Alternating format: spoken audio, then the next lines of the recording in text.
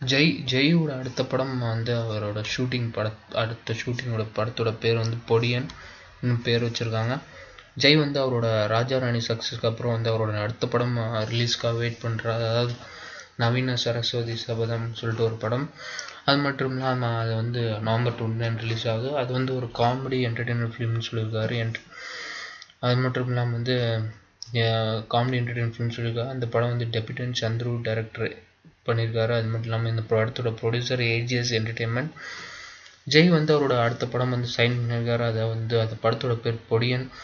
அது வந்து மணிமாறன் வந்து உதயம் NH4 எடுத்த டைரக்டர் மணிமாறன் அவர் தான் அதை எடுக்கிறாரு. அது மட்டும் இல்லாமல் அந்த படம் வந்து ஜனவரி 2014 ஷூட்டிங் ஸ்டார்ட் ஆகுது. அந்த படம் வந்து ஃப்ரெண்ட்ஷிப் அண்ட் பொலிட்டிக்ஸை பற்றி பேசுகிற மாதிரி படம்னு சொல்லியிருக்காங்க. அது மட்டும் இல்லாமல் அந்த படத்தோட மியூசிக் டைரக்டர் ஜிவி பிரகாஷ். ஜெயோட அடுத்த வர ப்ராஜெக்ட்ஸ்ன்னு பார்த்தீங்கன்னா நவீன சரஸ்வதி சபதம், அது மட்டும் இல்லாமல் திருமணம் என்னும் நிக்கா, வடகரி, இப்போ வந்து பொடியன்.